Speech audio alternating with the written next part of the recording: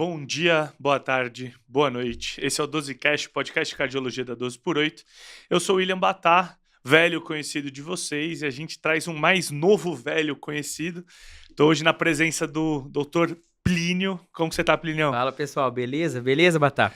Beleza, então assim, Plinião, cara, uma honra sempre gravar com você. A gente gravou um podcast de Chagas, que na minha opinião foi um dos podcasts mais completos que a gente fez. A gente falou tudo que tinha na diretriz de Chagas. E hoje que a gente gosta de falar é você, né? E hoje a gente vai falar de um tema que a gente falou recentemente, né? No statement, na diretriz que saiu da American Heart, né? De pericardite. E agora a gente vai falar de pericardite e miocardite, um guideline da ESC recente, que para mim é um tema muito interessante, que nós cardiologistas a gente negligencia um pouco, né? Só que eu e você, a gente gosta muito de miocardiopatias, de cardio geral. Então a gente vai falar um pouquinho para vocês hoje. Vamos nessa? Justamente isso, Batá. Então, esperamos que a gente seja completo, igual a gente foi com a diretriz de Chagas, né? E vamos lá. Então, a gente gravou recentemente um podcast aí sobre pericardite, né? Então, a gente está vendo que, de fato, é um tema em voga, né? Depois de 10 anos que a Sociedade Europeia tinha publicado a diretriz de pericardite, finalmente a gente tem uma nova diretriz aí sobre miocardite e pericardite. Inclusive, é a primeira diretriz sobre miocardite da ESC, né? E, inclusive, agora eles juntaram as duas coisas. Inclusive, a Sociedade Brasileira até saiu um pouco na frente, que em 2022 eles fizeram um posicionamento sobre a miocardite. Perfeito. A gente tinha um guideline da Sociedade Brasileira que juntava as duas, inclusive, de 2013. Aí, 9 anos depois, 2022, teve só a diretriz de miocardite. Pericardite foi de arrasta para cima pela SBC. Eles não falaram mais um tempo, mas acho importante a gente discutir isso, né, Plinio? Mas por que é importante? Conta aí pra gente. É isso aí. Então, e por que surgiu essa nova diretriz agora? Primeiro, que era outra, era muito antiga, né? Segundo, que a fisiopatologia, o maior entendimento que a gente está tendo aí relacionado à pericardite, à miocardite, né? Principalmente em relação à inflamação, que a gente percebe, a gente está vendo que está muito relacionada à interleucina 1, né? Sim. E além disso, também a gente está entendendo mais sobre o tratamento, que a gente tem uma novidade, né? Que são os antagonistas da interleucina 1, por isso que é associado também à multimodalidade de imagem, a melhor caracterização tecidual. Juntando tudo isso, eles falaram, vamos fazer agora uma nova diretriz com todas essas atualizações, né? Perfeito. E além disso, é importante porque a gente, como eu disse, a gente negligencia. Por exemplo, dor torácica, se eu não me engano, é a terceira principal causa de procura pronto-socorro. Das causas de dor torácica, 5% é pericardite, ou seja, 1 a cada 20 casos que você vai atender de dor torácica no pronto-socorro, a rigor, é pericardite aguda, sem contar na miocardite, né? Então são coisas muito comuns. E a taxa de diagnóstico, se a gente tem uma noção de miocardite aguda, com o advento da troponina ultrassensível e da multimodalidade de imagem, principalmente da ressonância magnética, a gente tem uma caracterização tecidual muito mais importante, né? Aumentou, por exemplo, de 5 para 13% naqueles pacientes que têm minoca, né? Que não entra no contexto de minoca, porque não é um infarto, mas que entra nesse diagnóstico diferencial. Então, a prevalência vem subindo com o advento tanto da análise multimodal das imagens, quanto também da troponina ultrassensível, da gente olhar com mais carinho para esse tipo de doença, né? Exato. E eu não sei você, Batá, mas a gente vê que na prática clínica mesmo, a gente vem vendo muito mais pericardite, muito mais tinoca, né? Porque a gente está pedindo, ainda bem, mais a ressonância, a troponina ultrassensível. Então, ela vai de encontro com a nossa prática clínica. Não é uma coisa que tá longe da gente, né? Por isso que é importante a gente entender isso. Perfeito. E para falar um pouquinho de prevalência, a gente tem uma prevalência em torno de 5 a 8,7, né? A cada 100 mil habitantes, ou seja, 1 a cada 10 mil. Mas quando a gente pega pacientes com IC, que a gente não tem uma etiologia definida, e submete esses pacientes a uma biópsia, que foi o Myocarditis Treatment Trial, ele mostrou que quase 10% dos pacientes que têm uma IC de fração de ejeção reduzida, sem etiologia definida, tem, na verdade, uma miocardite, tá? Então, assim, é muito importante a gente falar disso. Exatamente. E ela variando, inclusive, do paciente oligossintomático até a morte súbita, a gente sabe que em estudos de autópsia, a gente encontra uma prevalência aí de mortalidade secundária a miocardite em torno de 1 a 12%. Então, não é algo que a gente possa relevar. Não é desprezível, Exatamente. né? É bastante importante. E por isso que a gente, insistindo mais uma vez, a gente tem que falar disso. E vamos lá. Então, qual que é a primeira grande novidade, né, dessa diretriz? É o novo termo que a própria ESC sugeriu, que é a síndrome inflamatória miopericárdica, né? Então, o que é essa síndrome inflamatória miopericárdica? ela é um termo, na verdade, abrangente, é um termo guarda-chuva que eles falam, né, umbrella, que ele acaba incorporando todas as fases aí da miocardite, pericardite, justamente para você utilizar esse termo durante toda a investigação diagnóstica da clínica de pericardite e miocardite, né? E por que eles propõem esse termo? Primeiro que eles querem conscientizar, né, que a gente tem que reconhecer a miocardite e a pericardite. Segundo, porque são estruturas muito próximas. Então, você tendo um acometimento do pericárdio, do miocárdio, acaba tendo um acometimento secundário da outra estrutura. Perfeito. E também secundário também as etiologias que acabam sendo comuns entre uma e outra, e existe uma sobreposição entre as duas condições clínicas, né? Isso, a gente vai falar das definições um pouco mais para frente de miopericardite, perimiocardite. A gente vai falar dos critérios de alto risco, por exemplo, para pericardite aguda, que a gente falou no outro podcast. Um deles é a troponina positiva, que sugere uma injúria miocárdica secundária àquele tratamento. Então, tem um predomínio de pericardite, vai ser tal coisa, um predomínio de miocardite vai ser outra. Exatamente. Né? Então, é muito interessante a gente falar sobre isso, dada a proximidade das estruturas realmente, né? A gente tem um pericárdio visceral grudado no coração e quando a gente tem alteração do eletro, por exemplo, a gente já tem um acometimento miocárdico, por mais que eu não tenha injúria, né? Posso ter um acometimento miocárdico, né? Exatamente. E em relação à etiologia aí, quais são então as etiologias da miocardite e da pericardite, Batá? A gente gosta de dividir muito em 3 grandes grupos, né? Que seria basicamente infecciosa, que seria a principal causa, as virais sem dúvida alguma a primeira delas, né? As imunomediadas, tanto as autoimunes quanto autoinflamatórias, né?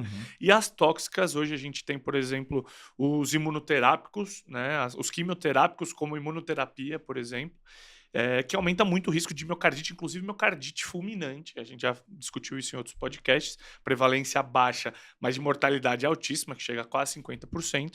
Então, a gente divide basicamente as etiologias em infecciosa, viral, sem dúvida mais comum, mas inúmeras outras também. Imunomediada, que aí entra lúpus, entra sarcoidose, que a gente tem um podcast só de células gigantes, hipereosinofílica, Sturge-Strauss ou qualquer outra doença reumatológica, e também temos as tóxicas, que os agentes quimioterápicos aqui se impõem, mas claro, tem inúmeras outras, cloranfenicol, e aí vai até o infinito. Inclusive Chagas, né? Que não deixa de ser uma miocardite por um protozoário. Inclusive, Chagas aguda, a gente falou na outra, Chagas aguda é uma das principais causas principalmente no norte no sul da Bahia, no norte de Minas, muito frequente. A gente tem uma prevalência aí nos últimos anos, muito frequente não, teve 1.000 casos até 2012, o dado que eu sei. É bem específico. Da epidemiologia. Né? Eu anotei isso.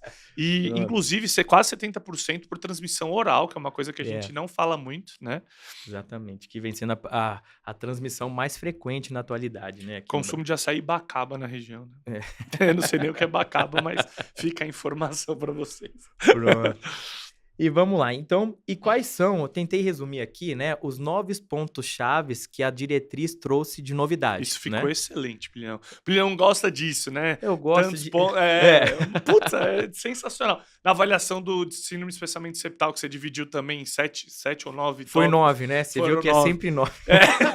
Idade, história. Pô, você acha que a gente não ouve o nosso próprio podcast? Claro que ouve. Exatamente. Então, começando o primeiro ponto, né, a primeira novidade que a diretriz trouxe, a gente já falou que é o novo termo, síndrome inflamatória miopericárdica. Agora, o segundo ponto, que é a maior importância, a maior relevância, né, no momento diagnóstico para a multimodalidade de imagem. Então, perfeito. A ressonância ganhou um papel essencial na investigação diagnóstica, prognóstica e para o segmento daqueles pacientes com a síndrome inflamatória miopericárdica. Isso porque a caracterização tecidual ela evoluiu muito, então aumentou muito a acurácia, né, que a gente tem para esse diagnóstico. Inclusive, os critérios diagnósticos de Lake-Lewis, que foram criados, na verdade, em 2009, eles foram atualizados em 2018 e foram incorporados nessa diretriz. E a partir disso, com essa multimodalidade de imagem, a gente aumentou em muito a nossa acurácia para o diagnóstico. Então, não obrigatoriamente a gente precisa do método invasivo, que é a biópsia, né, para a gente chegar nesse diagnóstico. Então, perfeito. A ressonância revolucionou aí todo o manejo da miopericardite. E o terceiro ponto, né, o ponto-chave, seria justamente da biópsia. Então, a gente deixou de fazer biópsia, não existe mais biópsia? Não. A diretriz ela é bem enfática que a biópsia ainda tem um papel fundamental. Quando? Para aquele paciente de alto risco. Para aquele paciente em que eu, além de fazer o diagnóstico, eu determinar o padrão histológico, a presença de vírus, né? E a determinação de qual miocardite que o paciente está apresentando, eu consigo definir um tratamento que pode mudar esse prognóstico. Perfeito. Né? Então, é excelente aí que a biópsia ele coloca como papel ainda importante, apesar de ter risco, por isso que a gente não passa para todo mundo, não indica para todo mundo, pelo risco do próprio procedimento e também da baixa disponibilidade, né? Sim. A gente mesmo, quantas vezes a gente viu uma biópsia? É muito raro, né? É incomum, né, Plínio? E outra, a pesquisa viral direta na biópsia é muito pouco frequente aqui no Exato, Brasil. é. Porque, se eu não me engano, eles têm Tem que que mandar para exportar, fora. Exatamente, a biópsia. Só que é um achado extremamente importante. Se a gente não fala disso, isso não tem diretriz, vai ser cada vez menos frequente a gente fazer isso e importar isso para o nosso país. Ainda mais a gente no INCOR, no Dante, enfim, qualquer outro hospital, que a gente é referência, vamos dizer assim, no tratamento e no manejo desse tipo de paciente, a gente tem que falar sobre isso. Né? Exatamente. Então, outro ponto-chave da diretriz, né? Acho que estamos no quarto ponto-chave. Ele sugere que a gente sempre tenha aí como carta na manga o reconhecimento dos red flags. Então, Perfeito. conhecer os red flags para o reconhecimento da miopericardite. Porque não é um diagnóstico fácil, gente. Então, muitas vezes chega uma dor torácica, o paciente jovem, não é nada, isso daqui não é síndrome coronariana, é da alta. Só que pode estar diante de uma pericardite, uma miocardite, inclusive. Sim. Então, os red flags, tanto para pericardite, miocardite, que a gente vai falar mais para frente, mas tanto no eletro, na clínica, nos achados do eco, nos achados da ressonância, nos pródromos do paciente, são red flags para que a gente entenda, reconheça e consiga chegar no diagnóstico final. Perfeito. Não adianta eu fazer o diagnóstico, eu não consigo fazer o diagnóstico se eu não conheço a doença, se eu não suspeito da doença. Então ele coloca um quadrinho só dos red flags que eu achei muito interessante, né? Sim. Que o red flag tá em todo lugar, amiloidose, hipertrófia, fenocópia, agora tá o pessoal do É miocárdio. o clássico na amiloidose, né? Que cai exato. em prova, não cai em prova, despenca em prova, mas eu achei muito interessante ele falar nisso. E red flags em relação a tudo. Às vezes a gente pega um paciente jovem, que é o mais comum nesse perfil de pacientes, homens jovens, né? No geral. E a gente fala, isso não quer dizer nada. Ele fez uma FA porque bebeu, a troponina tocou por causa de... Não, esse paciente tem que ser investigado, a gente tem que saber reconhecer esse perfil de paciente. Então, a gente já falou da definição da síndrome inflamatória miopericárdica, a gente falou da multimodalidade de imagem, a gente falou da biópsia com papel importante, dos red flags, e agora o tratamento e o manejo também individualizam conforme a apresentação clínica. Exatamente. Isso foi muito interessante, que no American Heart eles falaram sobre isso, que não fala aqui especificamente, a gente vai falar mais na frente, de fenótipo inflamatório ou não, mas ele fala também desse manejo mais individualizado, né, Plínio? Exatamente. Então, é até interessante que na diretriz ele faz um fluxograma para as principais apresentações clínicas que o paciente pode ter. Então, ele faz um fluxograma para aquele paciente com dor torácica. Então, sempre inicialmente excluir DAC como a causa da clínica do paciente. Ele faz um fluxograma para arritmia, para IC, sempre excluir causas de IC também que estejam descompensando o paciente. Além de individualizar também o tratamento, né? Se o paciente tem miopericardite, se é uma perimiocardite, então ele coloca como o principal tema da diretriz a individualização do paciente. Não é uma receita de bolo o tratamento da miopericardite, né? Inclusive, se você tratar errado, você pode até prejudicar o paciente. Imunossuprimir um paciente que pode ter vírus lá no miocárdio causando a inflamação, você piora o prognóstico desse paciente. Então, só que não tem benefício. O povo quer sair pulsando toda a Exato, miocardite aguda, né? Naquele desespero. Que dá desespero, né? Você tá de frente, às vezes, com uma miocardite fulminante, cara em ECMOs, fala, Não, calma. Tem um fluxograma que é para ser seguido e acabou, né? Beleza. Então, sexto ponto, que é uma novidade, é também a indicação que a gente não tinha ainda pela Sociedade Europeia dos antagonistas de interleucina 1 para o tratamento da pericardite, né? Que, infelizmente, a gente não tem no Brasil ainda. Eu acredito que dá para importar, né? Para tratamento, mas ainda não é comercializado, né? Que seria a anakinra, né? E o rilonacept, Exatamente. Né? Que seria, então, a gente vai falar mais para frente do fluxograma do tratamento, mas eles entraram como indicação 1, diferentemente da American Heart, né? Da ACC, que na verdade eles colocaram como primeira opção antes do corticoide, eles colocam aí como uma opção depois do corticoide. Então, vejam que é um tratamento novo que a gente não tinha previamente nas últimas diretrizes. Então, é uma novidade aí que, inclusive, lá no congresso, eles frisaram bastante da importância, principalmente para aquele inflamatório, né? Para aquele paciente inflamado. Perfeito. Inclusive, isso daqui na pericardite recorrente, né? Então, o paciente recorreu aos sintomas, está com sintomas persistentes, aí sim, né? Perfeito. Próximo ponto, estamos terminando os principais pontos novos, né? seria justamente a restrição da atividade física. Isso mudou bastante do que era prévio, né? Muito. E antes a gente tinha já uma restrição da atividade física muito arbitrária, né? Eles colocavam de 3 a 6 meses atleta restringir totalmente a atividade física, Perfeito. o que agora eles flexibilizaram bastante. Então, eles sugerem aí uma restrição da atividade física para atletas e não atletas de pelo menos um mês, o que é bem menos do que antes, desde que esse paciente seja avaliado de perto com a multimodalidade de imagem, com a clínica, biomarcadores, eco, eletro, para eu conseguir previamente conseguir liberar esse cara. Porque, assim, o paciente tem uma piora assim, da parte psicológica, a falta de exercício físico, o paciente faz muito mal, né? Não é Sim, só com a certeza. própria miocardite.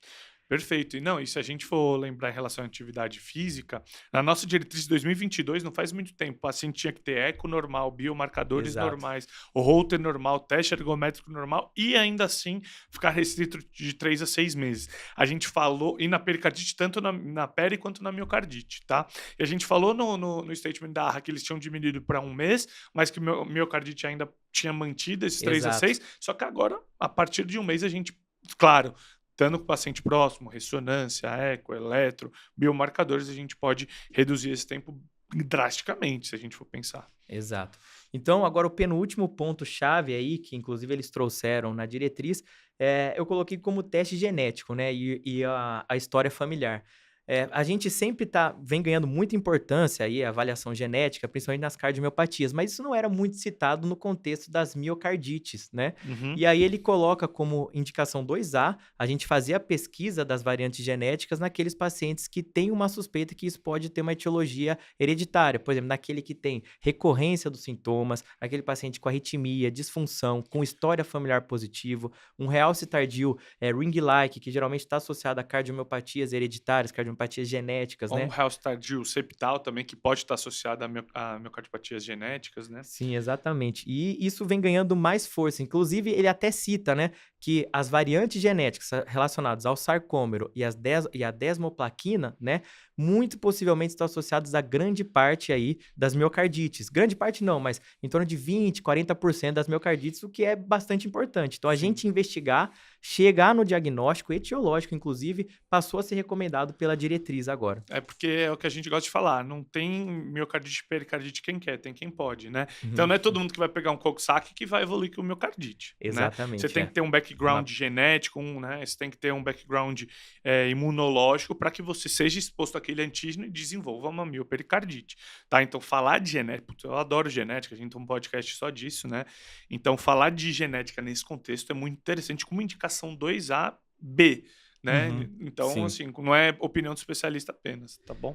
E o último ponto que ele frisa bastante, né, inclusive no congresso eles falaram bastante, é a avaliação multidisciplinar no contexto da miopericardite, né, da síndrome inflamatória miopericárdica. Então, vejam vocês, né, que tem doenças reumatológicas, então a gente precisa do reumato, doenças infecciosas, a gente precisa do infecto. Sim. Muitas vezes, o paciente que complica com a pericardite constritiva ou com derrame pericárdico precisa do cirurgião cardíaco, avaliação psicológica. Então, vejam vocês que são várias especialidades, subespecialidades, né, que estão envolvidas no manejo. Então, não é uma síndrome fácil de a gente manejar, Não né? é. Precisa de ajuda de outros especialistas do tratamento. A gente acaba sendo até um reumatologista, né? Você chega uma pericardite, o cara tá com fã, né? Exato. C3, C4. Aí você vai falar, nossa, eu tô achando que tem um eritema malar. Será que essa anemia aqui é O cara só hemolítica tava imune ou deitado não? em cima É hemolítica imune ou não? E essa proteína, o cara diabético, glicada de 12, aí você fala, não, isso é Isso é atividade lúpus. nefrite lúpica.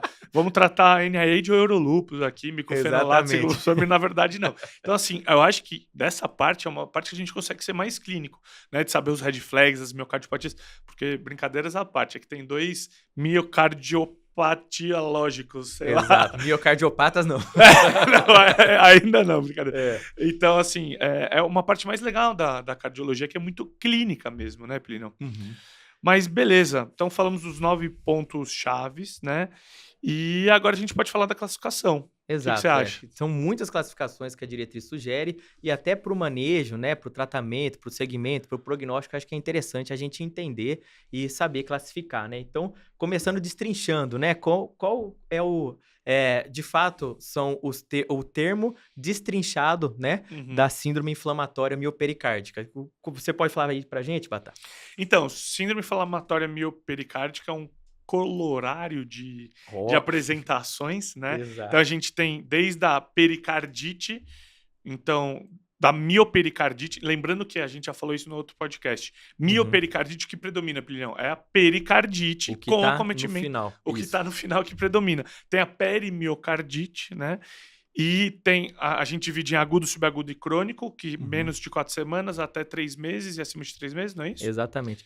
Aí ele até frisa bastante, né, na classificação de perimiocardite, né? Uhum, Então, a perimiocardite, sempre o mais grave é o final da palavra. Então, se é perimiocardite, eu tenho pericardite, lógico, eu tenho tropopositiva e eu uhum. tenho, tendo miocardite, uma disfunção segmentar ou global do VE. Já na miopericardite, eu tenho a tropopositiva, né? Eu tenho pericardite, mas eu não tenho nenhuma disfunção segmentar ou global. Então, você acaba tendo um comprometimento maior nesse caso aí da pericardite, né?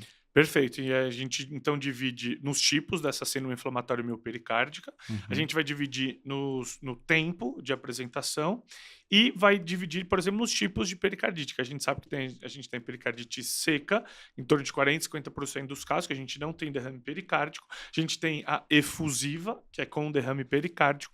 A gente tem a efusiva constritiva, né? O que é efusiva constritiva? É, mesmo eu esvaziando aquele pericárdio, eu ainda tenho restrição do enchimento do ventrículo direito, minha pressão arterial direita não cai mais de Uhum. 50% e nem fica abaixo de 10 milímetros de mercúrio depois que eu esvazio, ou seja, o paciente está evoluindo com constrição. Eu tenho a pericardite constritiva, a constritiva transitória e também a gente divide em perfis inflamatórios ou não. Então são várias divisões, mas que são importantes, que nem o Plínio falou, para a gente focar no manejo adequado desse paciente, né, Pilhão? Falei alguma coisa? Faltou algo? Não falou tudo e falou bem demais. Pronto. Maravilha. Então, temos os red flags, né? Tô suspeitando aí de uma miopericardite, de uma pericardite. O que eu devo fazer? Que a primeira coisa que eu devo fazer para essa suspeita, né? Então, a diretriz ela recomenda como indicação 1 eu fazer a avaliação básica desse paciente, que inclui, lógico, a avaliação clínica, né? O eletrocardiograma, o raio-x, os biomarcadores, né? Sendo que esses biomarcadores incluem a troponina, os peptídeos natriuréticos e o PCR para avaliar a inflamação. Isso é muito importante, que várias vezes a gente chega com a Tem gente que pericardite. fala mal do PCR, mas ele tem aparecido Nossa frequentemente aí pra senhora, tá gente, hein, aparecendo Pilhão? demais.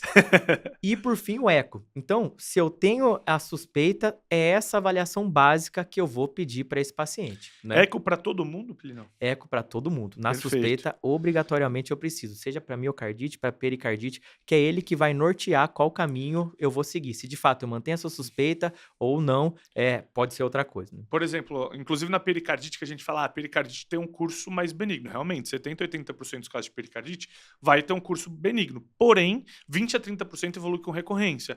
Mesmo na pericardite viral idiopática, eu posso ter um tamponamento pericárdico secundário. Isso não é o mais comum, mas eu posso ter. Então, a gente sempre tem que avaliar esse paciente com cuidado e sempre tem que ter um ecocardiograma. Ah, mas sempre tem que ter um ecocardiograma, né? Uhum, exatamente. E em relação à avaliação clínica, né? O que a gente vai encontrar nessa síndrome inflamatória? Quais são os quadros mais comuns, né? Então, primeiramente, é a dor torácica. Então, em mais de 80% dos pacientes, olha que em 20 não vai encontrar. Veja que às É. vezes o diagnóstico em 1/5 dos pacientes é o mais difícil. Mas em 80% dos casos, a gente vai ter a dor torácica. Quando você tem mais a predominância da miocardite, vai ser aquela dor infarto-like, né? Perfeito. Aquela dor em aperto que geralmente que curva a troponina quando o paciente faz miocardite, alteração geralmente no eletro, no segmento ST, e que inclusive quando a tropo vem positiva, mas não tem disfunção ventricular, o prognóstico inclusive é bom, né? Uhum, perfeito. E só lembrando, gente, acho até interessante que saiu um trabalho recente que o vírus, o parvovírus, né, ele geralmente causa uma miocardite que é infarto-like. geralmente ele tem mais tropismo pelo endotélio, paciente supra ou eletra, tem dor torácica e mais raramente ele causa disfunção, então o prognóstico é um pouco melhor. Uhum. Já os herpes vírus, eles causam mais disfunção, mais bloqueio atrioventricular e eles causam mais IC ao invés da dor torácica, então o prognóstico também é um pouco pior. Então veja que até o vírus aí a gente acaba separando na clínica, né? Perfeito. Então a gente pode ter qualquer sintoma. Posso ter desde síncope, arritmias Uhum. graves, palpitação, sintomas de ciência cardíaca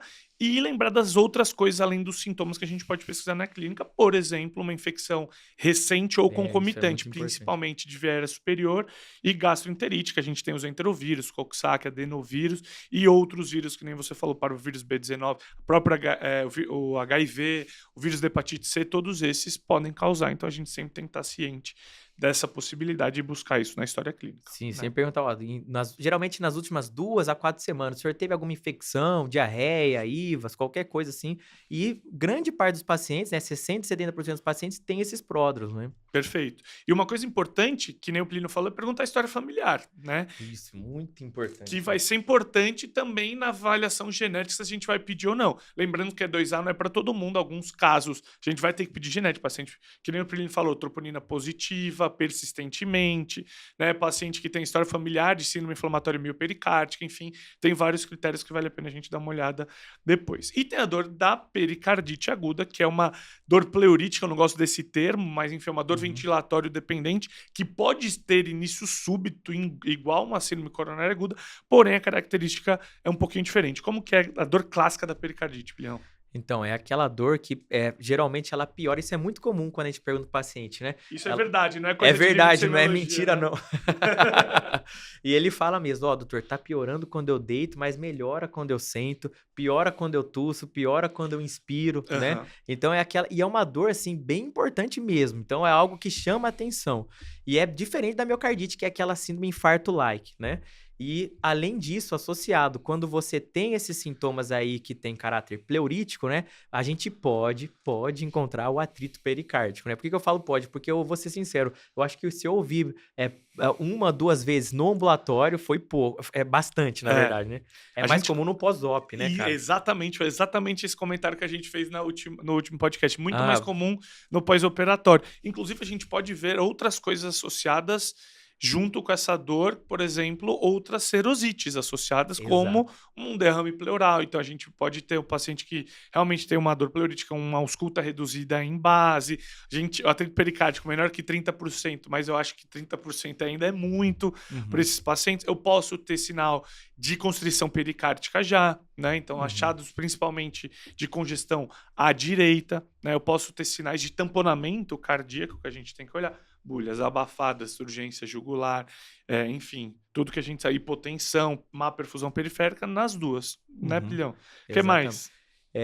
O que chama atenção também, né, a tríade de Beck aí que você Sim. falou, sempre essas vai levar, né, a avaliação das complicações. E outro, apresentação clínica da miocardite, da pericardite seriam as arritmias, né, que a diretriz frisa bastante, já tem um fluxograma de apresentação clínica só para as arritmias. Lembrando, né, que na pericardite a gente tem mais as arritmias supraventriculares, principalmente FA, então é comum na pericardite você apresentar uma fibrilação atrial. Já na miocardite, são mais as arritmias ventriculares, né? E na miocardite fulminante, por exemplo, 50% dos pacientes vão ter arritmia ventricular, inclusive taquicardia ventricular sustentada. Sim. E na forma aguda, geralmente a gente tem a polimórfica, na forma crônica, geralmente a gente tem a monomórfica. E geralmente são secundárias a miocardites virais. Já naquelas não virais, os bloqueios atrioventriculares são mais comuns, né? Perfeito. Como na sarcoidose, por exemplo, que um Exato. clássico de prova, inclusive o paciente que tem um BAV avançado, um MOBITS 2, enfim, o que quer que seja, ele vai colocar uma mulher de meia idade, mais para jovem, que do nada começa com um BAV. Inclusive, pelas sociedades, assim, sempre que a gente tem um bloqueio avançado em pacientes com menos de 60 anos, Uhum. ou arritmias ventriculares com coração estruturalmente normal, a gente tem que investigar a sarcoidose, por exemplo, que é uma causa de miocardite, né? Exato, perfeito. E aí, os biomarcadores também, né? Eu acho que de clínica, acho que já falamos bastante, né? Então, dos biomarcadores, sempre obrigatoriamente pedir a troponina, né? Lembrando que na miocardite vai estar presente positiva e na pericardite em torno de 30%. O PCR a gente nunca esquecer, né? E também o peptídeo natriurético para você ver se de fato existe aumento das pressões de enchimento aí. E, por fim, o ecocardiograma, né? O eletro, esqueci do eletro, né? E aí, o eletro, o que a gente encontra no eletro? Então, o eletro, a gente pode ter na miocardite um eletro muito semelhante a um infarto, como você disse, a gente tem que afastar a coronária, então posso ter um infra do segmento PR na pericardite com supra de ST difuso, que não respeita a parede, em AVR o contrário disso, sinal de SPOD que a gente falou na última, diagnóstico diferencial com repolarização precoce, que eu tenho um ST em V6 maior que 0,25, tudo isso para pericardite. E na miocardite eu posso ter, que nem você falou, desde BRAD ou TAC, arritmias, até em supra que respeita a parede, mas na verdade é uma miocardite. Acho que é isso, né? Eu acho que é isso. E por fim, no eco, como avaliação básica, a gente pode encontrar desde disfunção ventricular grave até alteração segmentar, né? Um espessamento pericárdico, derrame pericárdico também. Pode encontrar, inclusive, disfunção sem dilatação. Então, pode ter várias apresentações clínicas ecocardiográficas, né? Mas o que, de fato, vai definir qual é, de fato, o fenótipo e o que se o paciente tem ou não tem miocardite ou pericardite, seria o principal exame que a diretriz mais pede aí, que seria a ressonância cardíaca, né? Perfeito. Então, para quem que a gente vai pedir como classe 1 de recomendação ressonância? Todos os pacientes com suspeita de miocardite, todos os pacientes com suspeita de miocardite, e naqueles pacientes com pericardite, aquele paciente que está estranho, mas ele sugere, inclusive, usar como critério diagnóstico e pedir para quase todo mundo. Sim, né? Pelo que a diretriz coloca, é pedir para todo mundo. Né? Na suspeita, porque até a diretriz americana, ela coloca assim, para aqueles pacientes de maior risco inicialmente. Exatamente. Né? Mas aqui eles colocam, até porque eles estão envolvendo miocardite, né? Eles colocam para todo mundo. Na suspeita de pericardite, miocardite, solicite uma ressonância indicação 1. Ele até separa entre miocardite e pericardite, mas ele coloca classe 1 e fala na pericardite para avaliar edema real, extensão do real. E realmente, se a gente for pensar nas causas, por exemplo, de recorrência de pericardite, que é até 20% a 30% dos casos, um dos principais fatores que mostram para a gente que esse paciente vai recorrer é a extensão da pericardite, né, do realce tardio no pericárdio na ressonância, tá? Claro, o uso de corticoide, etiologias não virais, bababá, mas uma delas é isso. Então, sim, é muito importante a ressonância. Maju fica extremamente feliz com esse nosso comentário. Exato. Inclusive, ele reforça a importância, né, da ressonância no contexto do acompanhamento. Sim. Ele coloca como indicação 1 você solicitar ressonância em até 6 meses para você ver se o paciente teve melhora, se o paciente respondeu ao tratamento, qual vai ser o prognóstico e principalmente se esse paciente pode voltar a fazer atividade física. Então, a ressonância ganhou um papel importantíssimo aí nesse contexto, lembrando que ele vai confirmar, né, a miocardite pelos critérios de Lake-Lewis que foram atualizados em 2018, que basicamente o que ele coloca, né, que são 2 critérios positivos. Um relacionado, né, à imagem baseada no T1 e outro critério relacionado à imagem baseada no T2. O que é T1 e T2, né? Eu não vou ficar me prolongando, mas né? resume aí pra gente, Filhão. Mas, na verdade, é uma técnica de aquisição de imagem, né? Nada mais é que ele avalia o tempo de relaxamento dos prótons após o pulso de radiofrequência. E isso vai dar uma imagem e a gente vai interpretar por meio dessa técnica, né? E T1, ele acaba avaliando mais inflamação, interstício, né? E ele fibrose barra necrose ali, exatamente. Né? E aí, com o contraste, com gadolina, ele vai ver a necrose, fibrose, né? Por meio do realce tardio. O realce tardio, esse nome nada mais lembra que o realce é o gadolínio, que ele fica tardiamente lá no miocárdio, quer dizer que aquela célula morreu, não tem uma membrana para conseguir expulsar. E fica branco, né? Por isso, bright is dead, o branco está morto, né? E ele consegue avaliar também, na imagem baseada em T1, o espaço extracelular. E já a imagem baseada em T2, ela vê mais edema. Perfeito. E o conjunto dessas duas alterações, nós chegamos, de fato, no diagnóstico de miocardite. Perfeito. Então, critérios de Lake-Lewis. Você fala Lake-Lewis, eu falo Lake-Lewis. Eu acho que fica mais bonito Lake-Lewis, né? Eu também acho. Então, basicamente, critérios maiores. A gente tem a avaliação mapa T1, volume extracelular, que a gente vai ver mais fibrose barra necrose. E a gente tem a análise do mapa T2 para avaliar mais edema. É claro que a gente não vai se aprofundar muito nisso, é só para você ter noção. E tem os critérios adicionais, Sim. né, que são a presença de derrame pericárdico / pericardite ou disfunção global segmentar na ressonância também, na cinerressonância. Então, com esses critérios, a gente ajuda muito o diagnóstico de miocardite, que antes era diagnóstico presuntivo e a gente dava só por biópsia, basicamente.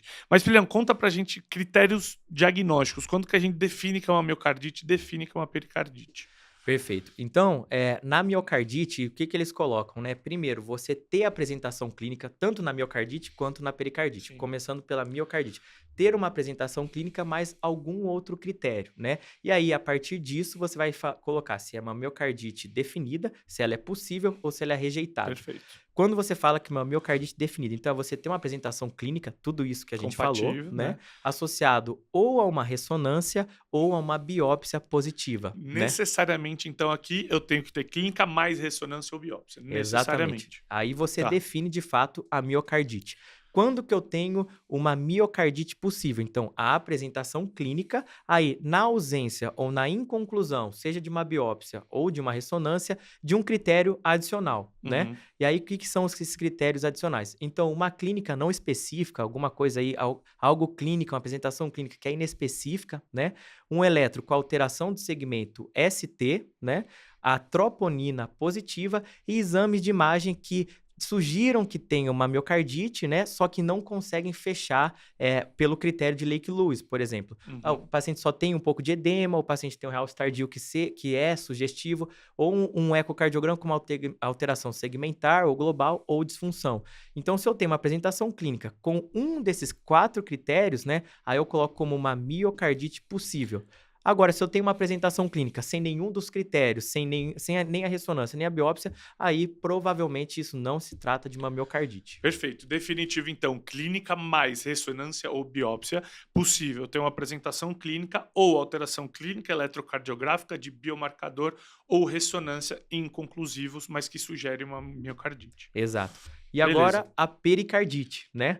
Conta aí pra gente. Então, a pericardite, da mesma forma, a gente tem uma apresentação clínica e aí você precisa ter, para definir a pericardite, maior ou igual a 2 dos 4 critérios. E quais são esses 4 critérios? Primeiro, clínico, o atrito pericárdico, né? Segundo, o biomarcador, que nesse caso é o PCR. Vejam que agora o PCR ganhou maior importância, né? Eles citavam que ele ajudava a reestratificar para ver se de fato era uma miocardite. Segmento do tratamento, bababá. Isso, né? E agora ele coloca como um critério diagnóstico. Isso é muito importante, que implica, inclusive, no nosso tratamento. E a gente sabe até que 80% das pericardites agudas, elas têm um fenótipo inflamatório, que o PCR vai estar elevado, pode ter uma leucocitosezinha, mas o PCR entra agora como critério diagnóstico. Antes, como que a gente diagnosticava pericardite, tinha que ter 2 dos 4.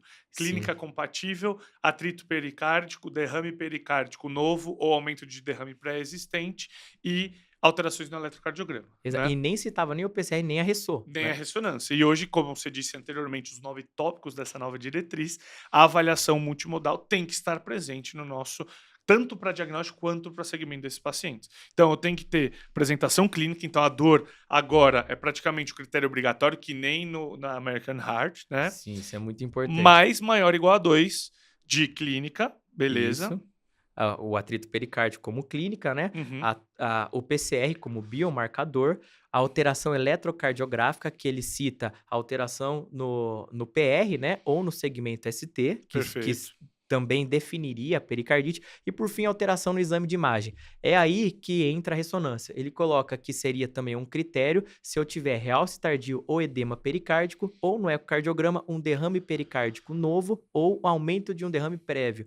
Então, tendo 2 desses 4 critérios, eu tenho o diagnóstico definitivo de pericardite. Tendo um desses critérios associado à apresentação clínica, eu tenho a pericardite possível. Não tendo nenhum, aí você tem praticamente a pericardite rejeitada. Perfeito. Então, eu achei que ficou bem... Eu gostei desse... Muito bom, muito bom. Achei que ficou bem legal, né? Ele mostra pra gente a importância, mais uma vez, da avaliação multimodal, só que o que você tinha falado, dor torácica está presente em 80% a 90% dos casos, não é 100%. Sim. É aquele cara pós-op que está entubado, que está fazendo uma síndrome pós-pericardiotomia, que isso, porque a gente comentou exatamente isso no último podcast. Será que ele não tem pericardite?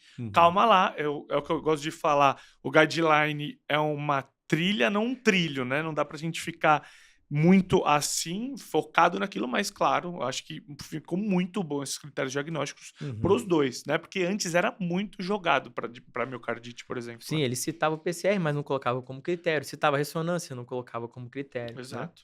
Beleza. Beleza. Então, e aí, quando que eu peço, né, a ressonância ou a biópsia, né? Então, eu já Uhum. citei previamente, mas a diretriz frisa muito em todos os algoritmos, né, de manejo da pericardite ou miocardite, que eu preciso estratificar o risco desse paciente, né? Como que E a aí, gente faz isso, Bilhão? então, ele avalia tanto o risco para miocardite quanto para pericardite. Por Uhum. que que eu preciso avaliar o risco? Primeiro, porque isso vai definir se eu solicito a ressonância, se o cara tiver, ou se o paciente tiver um baixo risco ou intermediário, ou se eu peço de fato a biópsia. Uhum. Porque se ele tiver um alto risco, eu preciso da biópsia para avaliar o padrão histológico e definir se esse paciente tem indicação ou não de um tratamento específico, né? Perfeito. E também para avaliação de internação ou não, para ver se eu consigo tratar esse paciente ambulatorialmente, que seria os casos aí de baixo risco a moderado risco, né, na pericardite e de baixo risco na miocardite, ou se eu tenho que internar esse paciente, que seriam os pacientes de alto risco. E aí a miocardite, quando que eu considero que ela é de alto risco? Você Então, fala da miocardite, eu falo da peri, fechou? perfeito, Então perfeito. vamos Então nessa. vamos lá. Então, a miocardite, aquele paciente que ele tem uma IC aguda ou um choque cardiogênico, não tenha dúvida. Eu acho que esse é Eu de acho que alto esse risco. cara é grave. Não, mas ele tá entubado em ECMO, parece de alto risco É, mesmo. é isso aí. E aí, o segundo ponto, né, seria aquele paciente, inclusive que você está tratando, que ele não está melhorando, que mantém-se em classicional 3/4, que você otimizou o tratamento e se mantém em classicional 3/4, ele vira um paciente de alto risco. Ou Perfeito. aquele paciente com fração de ejeção menor do que 40%, aquele paciente com realce tardio extenso e também os pacientes que apresentam arritmias, né? Uhum. Então, seja uma TV, uma FV, uma PCR, ou mesmo um bloqueio atrioventricular, ou mesmo também aquele paciente que apresenta uma síncope inexplicada, né? Então, a biópsia vai ser direcionada no contexto da miocardite para esses critérios aí de alto risco, né? E também para aquele paciente com estabilidade hemodinâmica ou de risco intermediário que você também não está apresentando uma melhora e você indica. Então, a indicação 1 é a biópsia nesse contexto. E na pericardite, quais são os critérios de alto risco? Então, os critérios de alto risco é o que a gente tinha falado anteriormente, hoje mesmo, inclusive. Então, o mais comum é que seja viral. Qualquer coisa que nos pareça que não seja viral, que tenha alto risco de complicação, a gente vai ser um paciente de alto risco. Então, ele divide em critérios maiores e critérios menores. Então, febre acima de 38 é comum na pericardite? Não, não é comum. A avaliação, e ele coloca, inclusive, em hazard ratio, né? Para saber, não, Sim, aquele lá foi maior ainda. E o maior, inclusive, é o próximo, que é, como é? Um subagudo. Sim, aquele. Instalação subaguda dos Sim, sintomas, quase que não saiu. incessante. Exatamente. É. Então o cara tá com uma semana, 10 dias, não melhora, febrezinha abaixo, outras coisas, derrame pericárdico importante, O tamponamento cara tá cardíaco. tamponando. Acho que parece grave que nem no choque Sim. cardiogênico, né? E pacientes que não melhoram com a terapia usual, pelo menos uma semana de anti-inflamatório. E tem outras coisas que são paciente imunodeprimidos, né? Paciente com miopericardite, ou seja, tem troponina positiva, pacientes que sofreram algum trauma ou anticoagulação oral. Então, repetindo, critérios maiores, febre, instalação insidiosa, derrame pericárdico importante, tamponamento, né? E ausência de melhora com anti-inflamatório. De critérios menores, a gente vai ter a miopericardite, a imunodepressão, né? Pacientes imunodeprimidos, HIV positivo, enfim, trauma e uso de anticoagulantes. Exato. E o derrame pericárdico importante, né? Acho que você já sabe, mas é aquele derrame acima de 20 milímetros que a gente Sim, considera que é a perfeito. mais importante, né? Entre 10 e 20, moderado, menor que 10, discreto. Beleza. E como é que a gente vai tratar definitivamente, né? Acho que a gente pode separar o tratamento da miocardite e da pericardite. Ficou muito legal essa parte de tratamento deles. Sim, Eu eles gostei colocaram muito. bem organizado, né? Porque às vezes na nossa cabeça fica um pouco confuso, né? E é um pouco confuso mesmo, né? Sim, sim. E aí, até eu vou falar da miocardite, o tratamento da miocardite, da pericardite, nós vamos falar. Só que ela até sugere, né, que aqueles pacientes com miopericardite, você tende a tratar mais direcionado para pericardite. E aqueles pacientes com perimiocardite, você tende a Perfeito. tratar mais para o paciente com miocardite. Então, Começando pela miocardite. Como a gente já falou, a restrição da atividade física. Por que que na miocardite a gente tem que restringir? Porque aumenta a chance de morte súbita, de arritmia, além da perpetuação da inflamação e dos sintomas. O aumento da frequência cardíaca está relacionado à perpetuação dos sintomas e à chance de morte súbita, de arritmias ventriculares. Então, esse é o primeiro ponto, né? Uhum. Acho que o segundo ponto, que não tenha dúvida, é que aquele paciente que evolui com disfunção ventricular, a gente vai tratar como uma IC-FER qualquer, né? Então, a Perfeito. gente vai entrar com um quarteto fantástico, otimizar o tratamento clínico ao máximo, porque isso muda e muito o prognóstico desse paciente, aumentando muito a chance, inclusive, do remodelamento reverso, né? Uma coisa que eu queria saber sua opinião é que ele coloca que a gente tem que manter esse paciente pelo menos 6 meses em tratamento após melhora da função ventricular. O que você acha? Qual que é a sua opinião? A gente tem o TRED, Uhum. né, Heart Failure, que foi um estudo pequeno, mas com assim, um poder gigantesco. E aí, o que você acha, Não. Cara, na minha opinião, assim, Eu manteria. eu também manteria, né? A partir do TRED-HF, aí o estudo publicado em 2019, 51 Sim. pacientes, né? Ele mostrou que quem suspendeu, metade dos pacientes que suspenderam tiveram piora da IC em 40%. E não contentes, né? Os outros 50% da amostra suspenderam o tratamento e 44% teve piora da IC. Exatamente. E aí ainda, depois que voltou o tratamento, 15% nunca recuperou. Então, assim, eu sou mais temeroso nesse contexto, eu manteria. Só que a gente, sendo especialista, talvez a gente consiga individualizar, né? Sim. Por exemplo, aquele paciente que recuperou totalmente a função ventricular sem realce tardio, inclusive isso até a doutora Edileide do miocárdio até fala, esse paciente talvez a gente consiga individualizar desde que a gente, se for tentar tirar alguma droga que seja de forma lenta e de forma muito próxima, com a reavaliação com ecocardiograma, né? Perfeito. Para ver se esse paciente não tem uma piora da IC. Mas, na minha opinião, eu manteria. O time que tá ganhando, a gente não mexe, né? Exatamente, exatamente. É assim, é bem discutível a gente suspender. Na nossa diretriz ele fala como se fosse para manter, mas é um pouco mais antiga. Mas o tratamento é padrão. Então, primeiro de tudo, medidas não farmacológicas, restrição de atividade física, importantíssimo. Segundo, tratamento padrão para insuficiência cardíaca, que não vale a pena a gente falar do quarteto fantástico, enfim, Sim. tudo que a gente já sabe. O que mais, Pilinão? E um terceiro ponto que eu achei interessante também que ele colocou é o beta-block. Mesmo sem ter disfunção ventricular, que as outras diretrizes já citavam, agora ele colocou como indicação, acho que indicação 2A, se não me 2A, engano, perfeito. que é o tratamento com beta-bloqueador por pelo menos 6 meses, independentemente da disfunção, para evitar arritmia e, inclusive, evitar a progressão aí para disfunção. Então, E controle de sintomas, inclusive. exatamente, né? controle de sintomas, né? E outra coisa que eu achei interessante, não sei o que você achou, né? Que é a indicação do tratamento anti-inflamatório no contexto da miocardite. Pois é, antes a gente tinha um conceito que Uhum. anti-inflamatório pioraria o prognóstico desses pacientes. Eles colocam como 2A anti-inflamatório para ser considerado principalmente o paciente que tem sintomas de pericardite para redução dos sintomas, né? Exato. E a colchicina também eles E a colocaram, colchicina, como se fosse o tratamento da pericardite, né? Por isso o guarda-chuva, o umbrella... O umbrella, é que eu achei bem interessante, porque muita gente, nossa, eu vou tirar a inflamação da miocardite, então isso pode perpetuar o agente agressor, né? Sim. Mas o que a diretriz até cita? Que alguns trabalhos mostraram que foi seguro o uso do anti-inflamatório. O trabalho que ela cita, inclusive, é um trabalho pequeno, um trabalho retrospectivo de 2019, com 60 pacientes, que se mostrou seguro.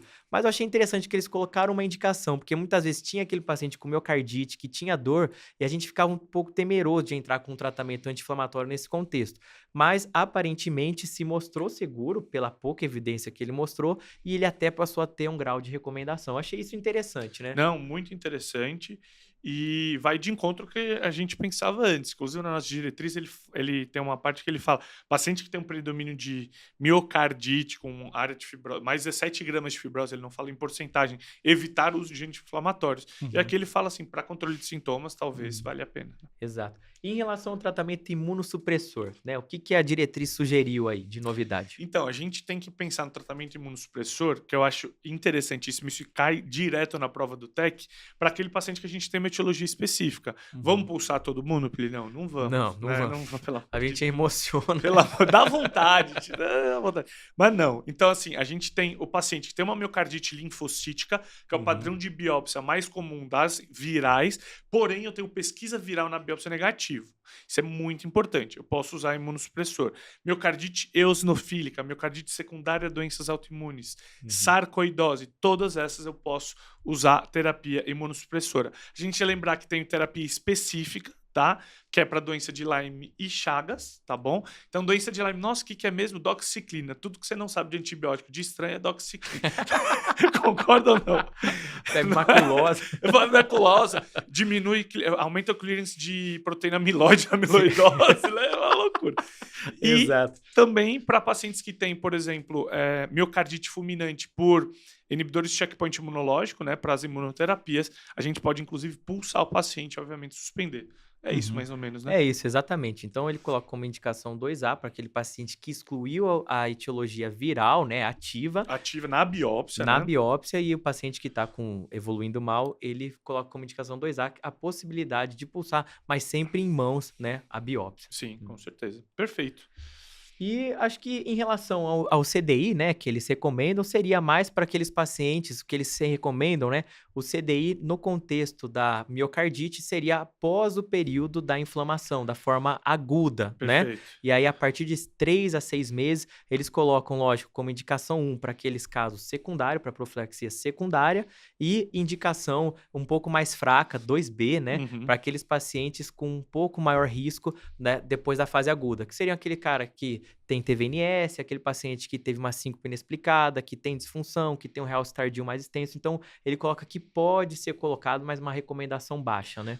Perfeito. E em relação ao tratamento da pericardite, a gente já falou no último podcast, é muito semelhante, tá? Então, primeira linha de tratamento são os anti-inflamatórios não esteroidais, mais classicamente utilizado o ibuprofeno. A gente tem o AS, mas você já usou? 1088 de AS? Nossa senhora, nunca usei.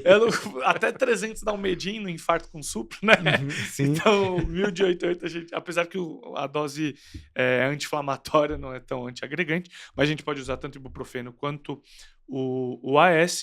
Associado a isso, não, a colchicina, vários estudos que mostram o que mais tem estudo, né? Mais do que o AINE, inclusive. Mais do que o AINE, que é a indicação 1. A colchicina é a que mais tem estudo no benefício, principalmente para aquelas pericardites recorrentes. Perfeito. Né? Então, se a pericardite não é recorrente, normalmente na prática a gente faz até 3 meses, na recorrência até 6 meses. Na diretriz ele coloca de 3 a 6 meses a gente utilizar. Lembrando que a dose 0,5 2 vezes ao dia para maiores de 70 quilos, uma vez para menores de 70 quilos e ajustar para função renal. Né? Se o paciente tem um clínico menor que 30, 0,3, então mandar manipular.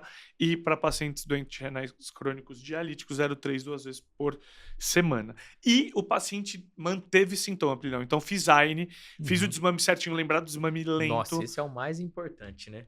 Não dá outra. Você desmama rápido Acabou, ou alguém do ele PS vai lá... recorrer. Exatamente, vai Nossa, recorrer. 2 semanas usando ibuprofeno. É isso mesmo. Tanto que ele sugere na diretriz, assim como na American Heart, associar inibidor de bomba de prótons, né? Exatamente. E aí, o paciente não melhorou ou teve recorrência, o que a diretriz sugere? Então, primeiro, a colchicina, eu retorno com a colchicina e aumento o tempo da colchicina de 3 para 6 meses. E aí, diferentemente, né, do que até se pensava que ia estar na diretriz, ela coloca como indicação 2A aí o uso do corticoide, na dose de 0,2 a 0,5, a menor dose possível para o paciente responder, para aquele paciente que ainda está refratário, né? E por que não entra com corticoide? Porque responde bem ao corticoide. Por que não entra para todo mundo, né?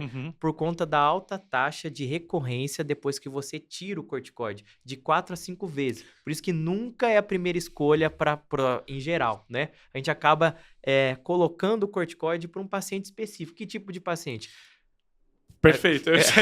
Pode falar, eu ia falar exatamente. Então fala você, melhor. Não, tanto faz. Então, paciente com secundárias da doença autoimune, ele coloca síndrome pós-pericarditomia, ele cita isso na diretriz. Sim. Paciente de pericardite pós-vacina, eu nunca tinha visto isso, ele coloca também não. Paciente com disfunção renal, você não vai usar o anti-inflamatório, né? E pacientes que não melhoraram, pericardite tuberculosa e Sim. pacientes que não melhoraram com o tratamento padrão, não é isso? Isso. E a gestante também, E né? gestante, Pelo fato de ela não poder usar o AINES, né? Perfeito. E aí, aquele paciente que não respondeu, né? Ou aquele paciente que tem contraindicação, aí que vem a novidade, né? Que nas outras. Né, novidade assim, a gente já tinha A surpresa, né? a surpresa, é. Na nova diretriz americana, ele já citava, né, até com mais precoce do que a diretriz europeia, mas aqui ele coloca os antagonistas de interleucina 1 para aquela pericardite recorrente, principalmente inflamatória, Sim. né? O uso da anaquina, né? E do rilonacept. Isso, exatamente. Que infelizmente a gente não tem aí disponível, mas que se mostrou muito eficaz nesse contexto, inclusive para tentar reduzir a dose do corticoide, que a gente sabe dos efeitos colaterais, né? Então, AINE colchicina. Então, o AINE eu vou reduzindo a cada 1 a 2 semanas, a depender da melhora dos sintomas e queda do PCR. Isso. Colchicina 3 a 6 meses, a depender da recorrência ou não. Não melhorei, ou nessas etiologias específicas, eu dou uma dose de corticoide, prednisona 0,2 a 0,5, né? Associado. Não melhorou, aí sim, eu faço antagonista de L1, diferente da American Heart, que no fenótipo inflamatório, antes mesmo do corticoide, já começa com antagonista da L1. Né? Beleza, perfeito. E aí, agora, já aproximando do fim, rapidamente, só queria citar isso, né? Para aquele paciente que ele complica com derrame pericárdio, eu achei legal que eles colocaram um fluxograma que já tinha em 2015, né? Mas eu acho que é interessante porque a gente já viu muito derrame pericárdico, então é legal aquele fluxograma que ele coloca, como manejar um derrame pericárdico, né? Então, o paciente, em 60% dos casos, pode ter derrame pericárdico. O que eu vou fazer? Eu vou sair puncionando, chamando a cirurgia cardíaca? Tem que puncionar todo mundo? Não. Cara, mas quando a gente vê... O pessoal gosta de esvaziar a coisa, Adora esvaziar, né? Cara. Tem a CIT mínima, já funcionou, diagnóstico. Deixa eu ver. Não, vamos tirar tudo. Não, vamos tirar 10 litros desse rod com coisa. Não, cara, o cara tá confortável, deixa quieto. O povo gosta de furar os outros. Exatamente, né? gosta de furar os outros. Quanto que a gente tira, Pirinão? Então, inicialmente, o que você vai ver? Chegou um derrame pericárdico. Se o paciente ele tem sinais de tamponamento, lógico, a gente vai fazer a pericardiocentese. Se ele tem alguma clínica sugestiva de que esse derrame é sugestivo de alguma neoplasia, até por diagnóstico, por tratamento, a gente vai ter que fazer a pericardiocentese. Obrigatoriamente tem que ter análise citológica no paciente com derrame suspeito para neoplasia. Exato. Obrigatoriamente. Obrigatoriamente. Então, e também aquele derrame pericárdico que eu acho que tem uma etiologia bacteriana, né? Seja por tuberculose, seja por uma bactéria piogênica, por exemplo, estrepto, staph, que o quadro é catastrófico. É horrível o quadro. Nossa, é desesperador, né, sim. cara? Aí o paciente chega chocadão, derrame septado. Normalmente tem uma estreptococcemia disseminada, o cara tá com pneumonia, derrame aquela leucocitose bizarra. 38 mil, acho que é uma leucemia aguda, né? Sim. Impressionante. E aí, então, nesses 3 casos, tamponamento, etiologia bacteriana ou neoplásica, pronto, faz a pericardiocentese. Não é esses 3 contextos, né? Então, você vai para o próximo passo. O que você vai ver? Se o paciente tem uma pericardite associada. Se tem uma pericardite associada, principalmente inflamatório, com PCR elevado, leucocitose, um VHS elevado, aí você pode empiricamente tratar. Não tem, eu acho que não tem pericardite associada, você vai para o próximo passo. Tem alguma causa sistêmica que esteja causando esse derrame pericárdico? Seja, por exemplo, o paciente tem um lúpus diagnosticado, tem um hipotiroidismo, o paciente tem uma uremia, eu trato a causa sistêmica para tentar reduzir esse derrame pericárdico. Não tem causa sistêmica. Então, vamos para o próximo passo. Você vai avaliar o tamanho do derrame. Então, se o tamanho do derrame for acima de 20 milímetros, for abaixo de 20 milímetros, na verdade, né? Pronto, acabou. Esse paciente pode ser avaliado via ambulatorial e você vai pedindo eco aí a cada 6 meses, por exemplo. Mas se o paciente tiver um derrame pericárdico acima de 20 milímetros, né? E o paciente for sintomático, aí você faz a pericardiocentese. Inclusive, ele sugere que empiricamente você faça o tratamento anti-inflamatório e se isso recorrer, né? Aí você pode, inclusive, indicar a janela pleuropericárdica, que inclusive é algo que a gente faz bastante lá no Dante. A gente também no Incor faz janela direto, é muito bom, cara. É assim, você resolve o problema com a mão, né? Exatamente. Principalmente nessas idiopáticas, que que às vezes o tratamento não tem resposta. E o mais interessante é que aquele paciente que às vezes fica desesperado, com um derrame pericárdico acima de 20 milímetros, que o paciente está assintomático, esse paciente, inclusive, você pode deixar em tratamento conservador, se ele não tem nenhum sinal de tamponamento, etiologia bacteriana, neoplásica, nada, você pode acompanhar esse paciente, é o que a diretriz sugere, inclusive. E até na prática, gente, aconteceu de uma paciente que eu vi semana passada, a paciente, ela tinha um derrame pericárdico de 20 e poucos milímetros desde 2014, a gente não tinha feito nada, né? Quando a gente resolveu puncionamos, a paciente infectou, gente, verdade. Teve mais complicação do que benefício. Então, ela ficou quase 10 anos, né? Sem complicação com aquele derrame. Então, às vezes é melhor deixar quieto, lógico, com acompanhamento precoce, né? Perfeito, Brilhão. Acho que é isso, né? Eu acho que é isso. Eu acho que conseguimos resumir bastante a diretriz, né? Cara, a gente falou tudo de novo que tem na diretriz. A gente revisitou... hoje eu tô difícil. Revisitou coisas que a gente já tinha falado em outros podcasts, então que já era de conhecimento nosso. Falamos de coisas novas, falamos de tratamento, epidemiologia, focamos bem nos sintomas, nos novos critérios diagnósticos, que ainda, lembrando que essa diretriz, por exemplo, não vai cair na prova do TEC, mas é uma diretriz muito importante para nossa vida e que vai nortear muito o nosso, que a gente está chegando perto da prova do TEC, exatamente, dá uma ansiedade, né? A gente fiz umas questões de pericárdio aí. Mas a gente tem que saber dessa diretriz, a gente tem que falar mais de miocardite, mais de pericardite, e foi um prazer enorme estar foi com uma honra, acho que um prazer inenarrável. Eu acho que foi o melhor dia da minha vida. Eu acho que foi o segundo, o primeiro foi diretriz de Chagas, que eu tava tava com a cabeça um pouco melhor. Então, cara, mas acho que ficou bem. Não, acho que falamos de tudo, ficou excelente. É um prazer sempre estar com você. Obrigado a você que ouviu a gente por 1 hora aí falando de miocardite, pericardite. Só 2 pessoas falaram, não, meia horinha vocês resolvem. Eu falei, eu e o Plínio, eu também achei que meia hora ia dar certo. Impossível eu e o Plínio resolver em meia hora. Mas foi um prazer, Plinão. Obrigado a você. Curte, comenta, compartilha nosso podcast. Segue a gente nas redes sociais. Faz tudo, assina a 12 Prime, inclusive a 12 News de miocardite, que já é um pouco antiga, a Prime, tá excelente. Eu ajudei a revisar a diretriz por ela. E é isso, né, Pilhão? É isso aí, gente. Então, até a próxima, hein? Valeu, galera. Um abraço. Valeu. Tchau, tchau.